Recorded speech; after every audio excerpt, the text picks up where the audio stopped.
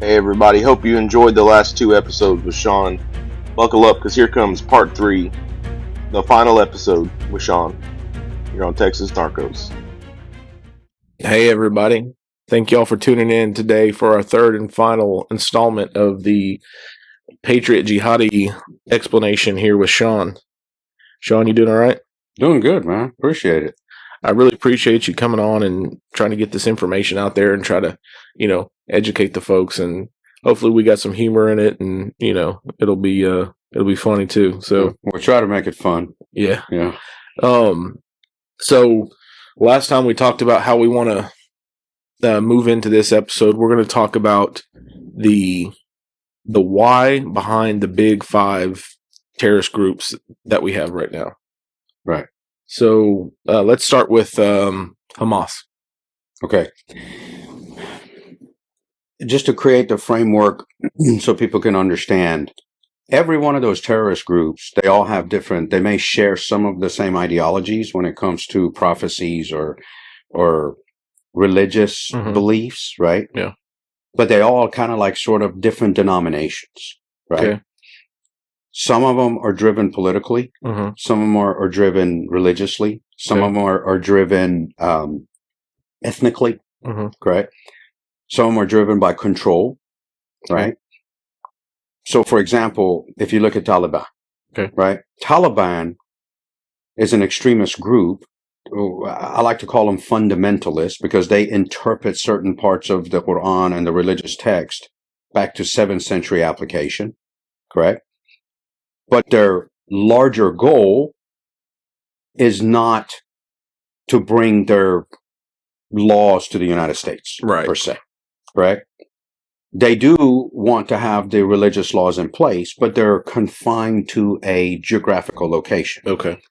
But because their ideological similarities matches with something like Al-Qaeda, Al-Qaeda has a larger purpose, right? Yeah. Theirs more is control politically in there. And I'm trying to simplify it because we look at gangs in the United States.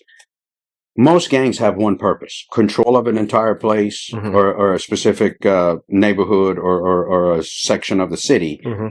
And they're all involved in criminal activity to support their activities. You know, drug sales, stealing cars, whatever the case is. Yeah. That's the monetary. So when it comes to terror groups, each one may share the same portions of the ideology, but their why is different. Okay. So Taliban doesn't care about bringing Taliban Sharia law to the UK or the United States. Okay. That's not the same as ISIS. Right. Even though they share the same ideology when it comes to what Sharia should be and what the end of time prophecies would be according to their brand of the religion. Yeah. ISIS is more on the globalization of the Islamic Caliphate. Right. While Taliban would be the more of the regional part of it. Okay. So if we parallel this, and I'm trying to create like a parallel for people in the West to understand, you have United States as a national identity, right? If we look at United States and its goal, which is basically the land and the laws and everything else like that, imagine U.S. government would be, or who would be trying to enact laws and control the entire geographical region of the United States, the federal government. Yeah. Let's say that's ISIS. Okay. Taliban would be like the California government. Gotcha. Their only concern, even though they may share some of the same tactics and approaches of how they control, theirs is only within California. Yeah. Another one. So if Taliban is California, Boko Haram would be like Texas. Okay. Right? It's regionalized. Right. But collectively, they all have the same goal, which is control over a certain thing. Well, ISIS is more of a global. Yeah. Right? And that has to do with their end of time prophecy. Okay. Right? Because when we talk about end of time prophecy, you have end of time prophecies in Judaism, you have end of time prophecies in Christianity. And you have end of time prophecies in the Islamic religion, right? And most people in the West are familiar with Christianity. The end of time prophecy from one denomination may not necessarily align with the end of time prophecy from another denomination. Right. Right? Yeah. You know, you look at rapture. Yeah. Does all the Christian denominations believe in rapture? Right. You see what I'm saying? Yeah. So when you look at Taliban, they're utilizing cultural traits and fundamentalist political interpretation of religious text to control that area. And I'm giving an overview. Yeah. Right? Because that way when you say, oh, this guy's Taliban, he may support he may be in the United States supporting Taliban, but he may be supporting them financially by facilitating drug sales and stuff to get money over there or to recruit assets here for intelligence purposes. Yeah. Well, if somebody's an ISIS sympathizer, they could also be raising money for ISIS operations, but their goal is to, you know, more of a global implication. Trying to get the caliphate. So if we get somebody's Taliban, you can't automatically think, oh, well, he's trying to take over the UK, he's trying to take over the United States. That may not necessarily be the case. Right. So you got to kind of understand what is the dynamics within what they believe, right? And then that's going to take us into like the difference between like Hamas and Hezbollah. Okay. And I'll kind of touch on this. Hamas is a Palestinian organization, which means it's made up of mostly Palestinians. Okay. Right? Even though their political bureau doesn't even live in the Palestinian territories, they live in Qatar and Turkey and stuff like that. Yeah. Their militant group, Al-Qassam Brigade, they're in the Gaza Strip. Okay. Hamas, and you know, I've been to Gaza, I've been to the West Bank. Even between the two, they don't follow the same brand of Islam. Right? So imagine we say, if Gaza is one state, let's say Alabama, and the West Bank is Texas. Okay. Right? And everybody's Christian. So imagine, and I'm not saying this is the case, I'm just trying to draw a parallel. Imagine Texas is Baptist. Yeah. Let's say hypothetically they're all Baptist. And if Alabama is Gaza, they're Westboro Baptist Church. Right. You get what I'm saying? They're the extreme version. They're the extreme version, right? Yeah. Because their interpretation of the religious text has taken a left somewhere and went off to the left. Yeah. Right? However, nationalistically, both would be Americans. Right. The goal of the movements in Texas doesn't align with the goal of the movements in, let's say, Mississippi, right? And I'm just giving an analogy. I don't want people watching this to go, she trying to talk shit, saying we're from Mississippi, we all went over to... No, that's not what I'm saying. All I'm saying is I'm trying to give it a framework of looking at it from a American perspective so it clicks, right? Yeah. Because even though everybody's American, ideologies can change from place to place based on religious interpretation, right? So Hamas... the term Hamas is an acronym. It's a Harakata wa Muqawama wa Islamiyya. And some of the Arabs that watch this are like, oh, he didn't pronounce it right. Well, I'm talking to white folks. Right. If I go too Arabic, people will be like, what? Right? Yeah. I see that all the time. When I say something and they're like, how'd you say that again? I didn't even understand what you say. So I'm kind of like Americanizing. Right. You know. So Harakat means movement. Okay. Muqawama, resistance. Well, Islamiyya. Islamic. You flip it. The Islamic resistance movement. Okay. Everything is backwards. Right. Okay. Hamas follows an ideology that has a prophecy that goes back to certain hadiths, and we didn't even get into hadiths because this stuff is so complex. Yeah. There's no way to do this on a three separate episodes. You would literally have to have 40 different episodes. Yeah. Part 1 through 40. I don't have enough battery for that. Right. No, I have enough battery. Right. And so essentially what it boils down to, their end of time game is different than, let's say, another organization within the Palestinian territories. Okay. Right. So the whole concept of oppression and things to a group means oppression as far as movement, you know, freedom of movement, freedom of rights and things like that. Groups like Hamas hijack that, use the Palestinian plight, but they have an end of time prophecy embedded. Okay. And this is very clear. Anybody who understands the religious aspect and the extremism would always ask the first question. The operation that they conducted was named Al-Aqsa Flood. Okay. Okay? It's Amaliyat Tufan Al-Aqsa. Amaliyat is operation, Tufan is flood, Al-Aqsa. Okay. The Al-Aqsa flood operation. Okay.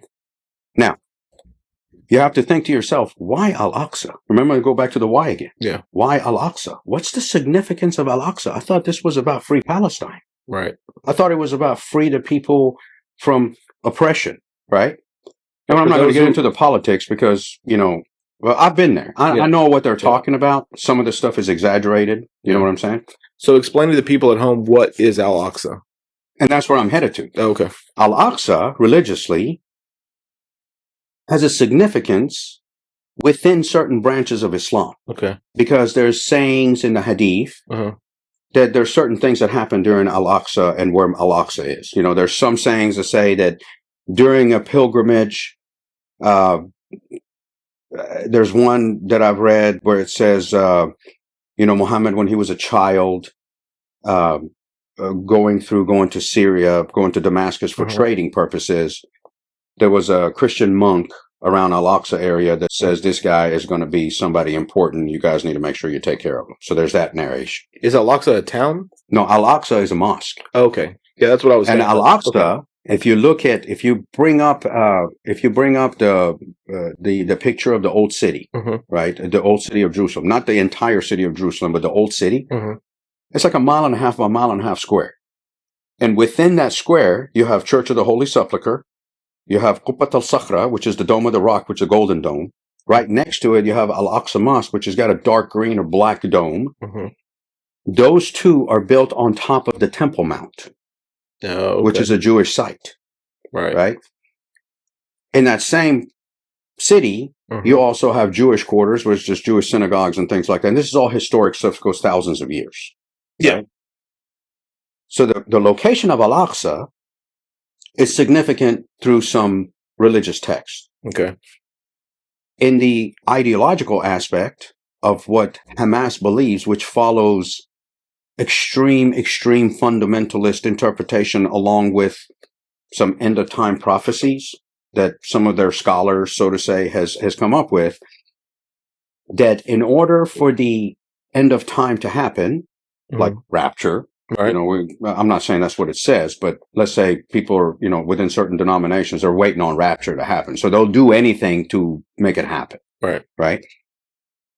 In their ideology, the day that Muslims conquer Al-Aqsa will trigger the return or the coming of the Dajjal, which is the Antichrist. Okay. Right? You see where it's going? Yeah. So when you name it Al-Aqsa Flood, you got to go, why Al-Aqsa? If this is a movement for the freedom of Palestinians, why wasn't it called Palestine Flood? Operation Palestine Flood. If it's about the Holy Land, Jerusalem, which in Arabic is referred to as Quds, why wasn't it called Quds? Amaliyat Tufan al-Quds. No, it specifically speaks of Al-Aqsa. So the why is Al-Aqsa. Right. It really has nothing to do with Palestinians. The poor Palestinians are being used as a pawn. Wow. Because Hamas's ideology is that, right? While some of the other political groups, they don't care about the Al-Aqsa. Sure, they may be Muslims and they think it's important, but their movement is more for the freedom and equal rights, if that makes sense, right? Yeah. So you got to look at it from a different lens. You have all these different groups, right? So when you look at Al-Aqsa Flood, now there's another element involved in it. You have Hamas, which is a Sunni extremist group of Muslims, right? What we call kind of like Protestant. And then you have Hezbollah. Hezbollah is Shia. Okay. Which, if I was to draw a parallel, would be like Orthodox Christianity. Okay. So it's almost like Westboro Baptist Church working with the Catholic Church. Right. It's just not the same. Right. They have different prophecies and different end of time prophecies. You know what I'm saying? But Hezbollah, the significance of Al-Aqsa to Hezbollah being Shia, majority of Shia don't believe that mosque is actually the true Al-Aqsa. The Al-Aqsa is in heaven. Interesting. You see what I'm saying? Yeah. So if you don't understand this, you're kind of like, but they all call it Operation Al-Aqsa Flood. ISIS is another example. ISIS's end of time prophecies is they have to control what they call Bilad al-Sham. That's why the name ISIS, it's not ISIS. It started with ISIL. Islamic, what is it? Islamic State. Islamic State of Iraq and Shams. They don't recognize Syria. That whole area, Syria into Israel, into the Palestinian territory, Jordan, that's all called Shams. Okay. Because in their ideology, when a land was conquered by Muslims, regardless of who owned it before, is now Muslim land forever. So therefore, Israel coming in and creating a state, they took the Muslim land, so they got to get it back. Right? Now you're but their center, thousands of years ago. Yeah.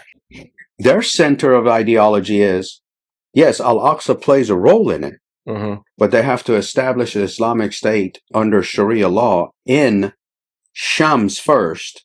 Once they've established that, then there's the greater establishing of the Islamic State, the Caliphate, which is going to have different regions, Taliban and Afghanistan being one of them, like a state within that United States. Yeah. Then they're going to export it and want to take it all over the world. Wow. So Hamas has no desire to take things into the world or all over the world. They just want to trigger the end of time, while ISIS wants to control, because in their ideology, the return won't happen until everyone is Muslim. You see what I'm saying? Yeah. But at the end of the day, you look at how they bring geopolitics in the West into it, they always go back and look at it as all the problems we have here is because the West caused the problems. And I'll bring it to this point. Let's get away from those terrorist groups. Boko Haram, same thing, kind of like Taliban, but theirs is more in the African area. I got you. As one of those states that would be established under the caliphate. Yeah. Now, when you look at geopolitics, with the culture of the tribalistic culture, the conflicts are always looked at as someone is responsible for it. Right. So if you look at the early 1900s, when they drew the state lines, like this is Syria, this is Iraq, this is Turkey, this is Iran, this is whatever, and all these states were being developed. Yeah. The Western people who decided to put all this together, and I'm trying to simplify it, they never thought of the ethnic implications. Right. Correct? So imagine, let's look at a parallel in the United States. You have the Navajo Nation, right? Navajo Nation, the reservation, it almost covers 4 states, like corner of 4 states: New Mexico, Texas, Arizona, Utah, and some of Colorado. Right. Not as much in the Colorado. I got to go look at the map, but it's kind of like in that corner 4 states, right? So what happens is, even though Navajo has their own Sharia, their Indian laws, they're spread across 4 states, right? If they didn't have sovereignty, where the states can't go butt into their business, imagine if Colorado, the portion that lived under Colorado, said, we don't care about your sovereignty, you got to abide by our laws, a totally different set of laws. Yeah. The ones in Utah, we don't care about your tribal laws, you got to live under Utah rules. The ones in Arizona, we don't care about your reservation laws, you got to live under all laws. So now you've got one group of people split amongst 4 states. So what does that do? The people who live in Colorado part of it, they hate Colorado. The people who live in Utah part of it hate Utah, because they all want to live as a community under their own culture and their own set of rules. Right. Right? So that makes them hate all of these. What they look at is, why do we get stuck between these 4 different states? Oh, because the white man came and drew these lines, didn't even care about our territory. That exact mirror happens with Kurdish people. Because Kurdistan, which is an ethnic group, is spread across Iraq, Iran, Turkey, and Syria. So you have a specific ethnic group, even though they're Muslims, they're now regulated by dictators from this different, and I'll say dictators, just imagine same concept as the states, forcing them to abide by their own. Right? So they're controlling them. Yeah. And the last thing a tribe wants to do is get split and being controlled by the opposition. Yeah. So they look at it as like, okay, Iraq is in place. They're screwing us over. They're killing our people. But why is Iraq in play? Because when the British and the French and the Americans drew these lines, they didn't give a shit about us. So now the problem, Iraq is a local problem, right? I'm just giving an example. Yeah. I'm not saying Kurdish people don't like the United States. Don't get me wrong. Yeah. But that's what drives that hatred towards the West. So when you have ethnic groups that don't like something that's going on, and they look at the root cause of it as being America, they already have that dislike for the American people for meddling into their business in the early 1900s. But that hatred is now exploited by groups like freaking ISIS saying, hey, we're Muslim brothers. Let's go after the big man. You see how dynamics can change? Yeah. Right? And of course, that leads into a whole different can of worms to start to open up, because now you got to figure out, if this guy's an extremist, he lives in the United States, where's he from? Is he from Afghanistan? Because his triggers to be activated and to be recruited is going to be different than someone who's from Iraq. Yeah. You get what I'm saying? It's so complex. But yet in the West, we're all looking for quick answers. Right. Yeah. So when people don't know all of this, the first thing they do is, oh my God, it's Muslims. They just want to kill us all. Right. And that's exactly what happens. So we were talking earlier about, there's a misconception, I guess, that people who are Muslims are allowed to lie. Right. So what's that all about? So to understand why lying is permissible, again, got to go back to the why. At the time where Islam had birthed, okay, the Ummah, it's called the Ummah, which is the Islamic nation. When I say nation, I'm talking about congregation, not necessarily a country. Okay. Right? Because they were living amongst a lot of what you call idol worshippers and people who were, that didn't believe in God. Yeah. Right? They would come under a lot of scrutiny. Right? And because of the tribal culture that existed at the time, sometimes these anger issues would turn into violence, or killing and things like that. And we're talking 7th century, this is time of swords and stuff like that. Yeah. It wasn't no logic. And you got to understand the cultural norms at that time. It was like an eye for an eye type of deal. Yeah. You know what I'm saying? There was like empathy wasn't a part of it. So if somebody was being dishonorable or somebody was being problematic, depending on what they did, sometimes anger would take over, because it is a very male-dominated culture, right? The violence is also amplified, right? So there was a time when the early Muslims, if they were alone or they were in a situation where them, I guess, admitting that they're following Islam or Muslim or believe in God, right, the implications would be they would get killed. Okay. Right? So it was justified for someone to lie for the purpose of hiding their religion to preserve their life. Right? So lying is okay for only life preservation. Right. You see? So if you would say, and I'll use a parallel example. Let's say you have someone who's a practicing Jew, right? They're not physically, they're not like, they don't have the tassels and whatever you call it. They're not what you call Orthodox, right? They're just a normal, secular Jew.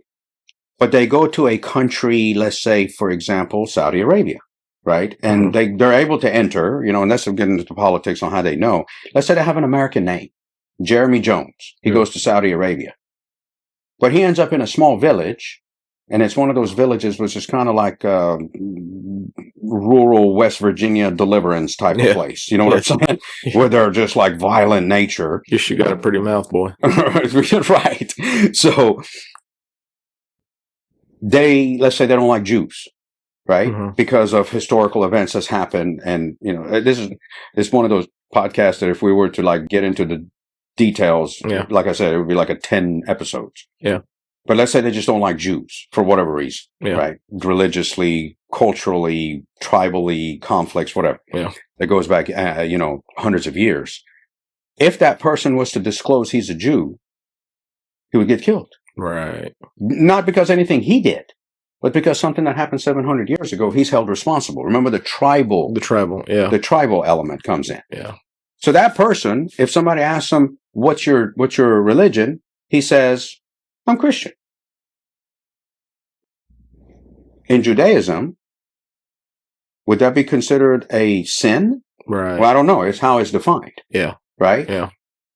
In Islam, if you have to hide your religion in order not to suffer repercussions and your life is in danger, and that's why you lie, it's okay. Right. Because you're doing it for preservation. Yeah, it makes sense. You see what I'm saying? Yeah. What has happened is the extremists have taken that, changed the concept, and said it's okay to lie as long as you're doing it for the will of God.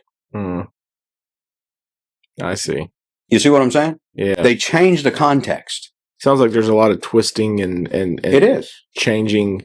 It's a very common theme is changing what they portray as being what the Quran teaches and what you're supposed to do to meet a agenda. Yes. So whatever the agenda is, that will manipulate whatever verse is by leaving it out. Because the people who are listening to it, they don't have the understanding of the time. Mm-hmm. They're only listening to some guy on YouTube that's telling them this is what Rasulullah said. Mm-hmm. Right? And when they throw the term Rasulullah, which is the servant of God, we're talking about Prophet Muhammad, that person automatically goes, oh, we have to have respect. If this guy says that he's a man of knowledge, there's a lot of, it's kind of like old school, like in the 30s and 40s, when the family would get together and the grandpa would say something, everyone would listen. Nobody would question him because he's a man of wisdom. Yeah. Right? Yeah. Well, you can't really apply that because unless you know the person and you know him personally and you know he's of good moral and character and he's educated, that doesn't exist online. Yeah. They just go by the guy's beard and the fact that he's got a title of some sort of imam. Right? Yeah. And the funny thing is, in certain sects of Islam, it's kind of like Christianity. You can go to prison, you come out, you found Jesus, you start a 501c3, you rent a storefront in a shopping center, and you start your own church. Yeah. Where'd your theological background come from? Yeah. Right? He's going to call himself a priest, or a preacher, not a priest, but a preacher. Yeah. Right? Ordained preacher, or, I received a word and I'm going to start preaching. Yeah. This guy know anything about the time of Jesus and Hebrew and Aramaic and, the Dead Sea Scroll? He doesn't know nothing. Yeah. Right? But what if he's using that as a front to take over local government? Yeah. You see? Same difference. Same difference. Yeah. You're just looking at it from a Middle Eastern perspective. Yeah. So, because of the culture, you have to respect elders and people of wisdom. They they introduce themselves to people of wisdom by using certain words, especially religious words, and that gives the impression that that person is knowledgeable. Yeah. So for someone who doesn't understand the dynamics, they automatically go, "Oh, that's what the Quran says." Right. That makes sense. That makes a lot of sense. They portray themselves to be more than they are. Exactly. And there's no standards or anything to hold them to that, right? Exactly. Couple more quick topics I want to cover before we hop off here.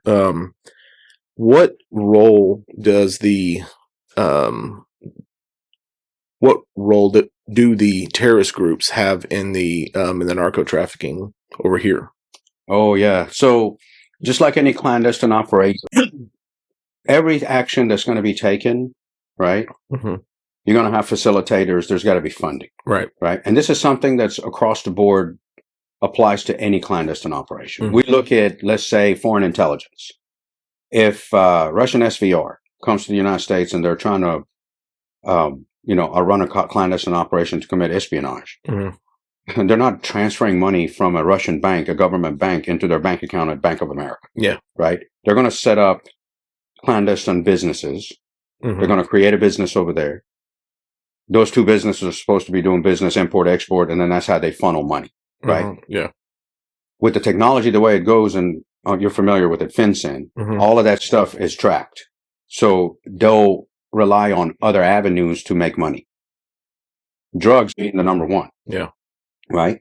So in order to get involved with drugs, now you got to get connections within Mexico and Colombia and where the hard drugs come in, because if they have a operation that they're planning here, and it could just be a recruiting operation, it could be a political operation, whatever the reason is, you know, they're going to have money. Yeah. So they're going to reach out and make connections with groups like Sinaloa Cartel or the Cartel, the New Generation, because those are business people. Right. Right. As a matter of fact, I can't show it too much, but here's an example of a kilo of cocaine with the emblem of the IRGC right on top of it. Wow. This was actually intercepted by a Middle Eastern who was driving, and the cocaine's coming from Mexico. Wow. You know, so yes, they do get involved in those operations. You know, back in the day, they did it at a local level, or not necessarily drugs, but they did like cigarette smuggling, where they would run these storefronts. They would go to the Indian reservations and get the lower tax cigarettes, and then they would upcharge in New York, New Jersey. So that cash that they were making from it, they were doing through the Hawala system and sending it back. Yeah. Now, the one thing to understand about Hawala system, that's just what they call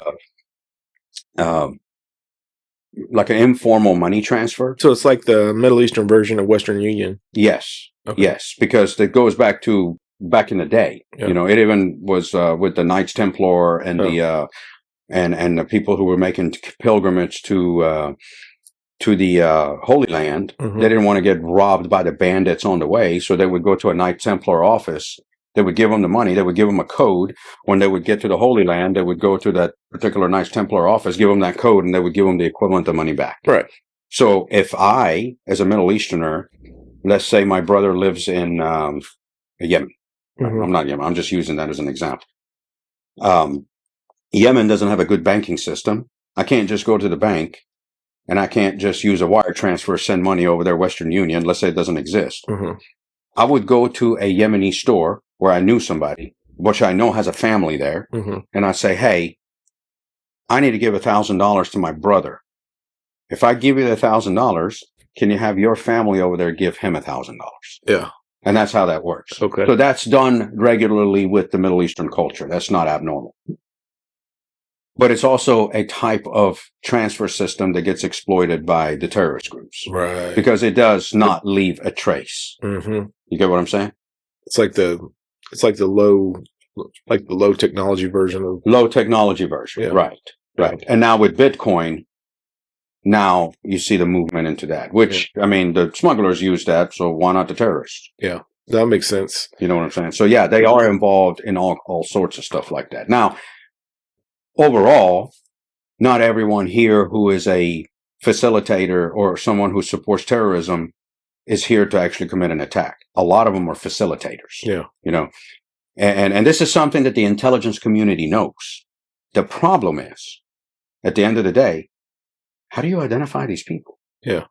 The only people who can truly identify them is people within the community. Yeah. Right? And they're scared to come out and talk. Yeah. So what's our next step? How do we get informed? And, you know, we talked about it on the first episode. You're preparing a class for cops. Right. And you're also in the process of developing a class for the general public. General public. Yeah. So you want to talk about a little bit about that as to what's to come, and if people are interested in those classes, as to where they can go to so get information? For the law enforcement side, and the content of the class is the same. The difference between the law enforcement one and the civilian one is there's a lot of gore in the law enforcement one. Yeah. Right? Because we talk about like the sickness of these jihadi groups and what they do. And to be honest, teaching cops is not the same as teaching academic level or the general public. Yeah. There's a different culture, right? Yeah. We do a lot of shit talking. You know, it's just, it's the same goes with like EMS and fire departments and military. You know, there's a different etiquette, right? Yeah. We do a lot of shit talking. We do a lot of joking around, you know, and people from the outside, they don't understand that. They're like, you know, as if they're comparing me being a professor at, let's say, University of Texas, downtown Austin, teaching a bunch of academic people. Yeah. It's not the same. So the law enforcement one, the only difference between that one and because the foundational knowledge is the same. It's something needs to know. The law enforcement one is there is an element within law enforcement that you have to be concerned with where you don't with just a civilian questioning his neighbor. And that's the legality. Yeah. Right? You can't just walk up to somebody and detain them. Yeah. For the purpose of questioning them because you have to have reasonable suspicion. Yeah. Right? So there's a fine line where as a law enforcement officer in uniform, let's say you stop somebody, do they feel like they're being detained? And that has to do with how you engage. They have to freely want to communicate with you. Yeah. So for them to freely want to communicate with you, and if you want to do some testing and try to see if this person is you know, and I don't want to get too much into the details, but in reality, it goes back to communication. Yeah. But communication somehow is limited. Sometimes is limited when you're in law enforcement capacity because you're actually interfering with someone's daily life. Right. Versus a consensual just walking into a gas station to get a cup of coffee and there's an Arab guy behind the counter. You're just engaging him in conversation. He's not being stopped. You're not taking any of his travel limitations away. Yeah. So really, that class is more geared towards law enforcement considering, hey, don't go too far because now you're going to start violating people's civil rights. Yeah. You see what I'm saying? Yeah. And I can see where that comes into a problem because I've been, you know, I've watched videos. I've watched people make traffic stops. And when the guy's got an Arab name, they automatically go into interrogation mode. And as if they got something that they're trying to, and they're extending the stop for no reason. Exactly. Because they don't know. They're fishing, but they're applying that model of criminal activity and deception to an entirely different realm that doesn't apply. Yeah. So in reality, the content, other than the gore and some of the precautions that all law enforcement has to take into consideration, is no different than the civilian. The civilian one's actually more in depth because they get a lot more into culture. Yeah. Law enforcement is just a one-day class. It's called a martyr psyche. Okay. And that's just to hone in on the dangerous ones. Yeah. The other one is more of a knowledge of, if you see something, say something. Well, what the hell are you seeing? Yeah. Because nobody's providing what is that that you're seeing and why is it an anomaly? Right. We're quick to say, if you see something, say something. The guy at the airport or the guy at the gas station, he goes into the gas station, he don't even know what he's seeing. He's just like, this shit don't look right. And he called the FBI. And this guy right here was praying behind the damn counter. I think he was trying to plant a bomb or something. You know what I'm saying? Yeah. Instead of going, oh, shit, it's 12:15. He's doing his afternoon prayer and the story. Yeah. Right? So this is the depth of the difference. That the civilian one's actually a little bit more in depth because people have to be familiarized with culture a little more. That makes sense. You know. So where can somebody go to get information about that? Okay, so for the law enforcement one, it's obviously on my law enforcement website. The name of the course is A Martyr Psyche. I have another class called the Chameleon Cop or Evading Honesty 2.0, which addresses a lot of the communication aspect because you got to be a good communicator before you can start implementing the cultural aspects of it. But the Martyr Psyche, for the law enforcement classes, they're listed on my website, myletraining.com. Okay. And I'm going to put a link to that too in the video description as well. Okay. And then for the, like if it's for the general public, let's say, you know, somebody from Rotary Club or, you know, one of the community organizations like, hey, we got a lot of Middle Easterners here. We don't even know, you know, and I'll do, you know, go out and do public speaking where if they have a dinner or something for 2 hours, I'll tell them about culture. You know, just you know, let's look at the example of here in Richardson, Texas. You've got Middle Eastern people, and then you got whites, you got blacks, you got all kinds of different backgrounds. They may have a Middle Eastern neighbor they don't know nothing about, and they're apprehensive to, communicate with. Yeah. Or maybe the Middle Easterners are apprehensive to communicate with. Yeah. Because the Middle Eastern is going to be like, I don't want to talk to them because they might be racist and they may think that I'm a terrorist and I don't want to cause any problems. So there's no communication. Yeah. So it's almost like one of those courses where not only it teaches you, it helps bridge the gap where everybody collectively can work together to drive out the extremists that may be breeding within these grounds. You know what I'm saying? Yeah. Well, cool. Man, we've covered a lot, but like you said earlier, we're just the little tip of the iceberg. There's so much more. We're going to put these, I'm going to put these videos out and hopefully you guys enjoy them. If y'all want to see more stuff with Shawn, y'all comment on the videos. Tell me what you want to hear. And we could definitely probably get together another time and do this again. Yeah, there's a lot to talk about. Yeah. I mean, literally we could do 150 episodes on this. Yeah. Getting into details. It's so much. So, well, Shawn, I appreciate your time. We've been camping out here in this hotel room up in Dallas. So if y'all have heard any strange noises in the background, any sirens, gunshots, just know we're fine. We're safe. We're in a good part of Dallas. So, but anyhow, I appreciate your time. Appreciate you coming on. And until next time, we'll see you down the road on Texas Narcos. Thanks for having me.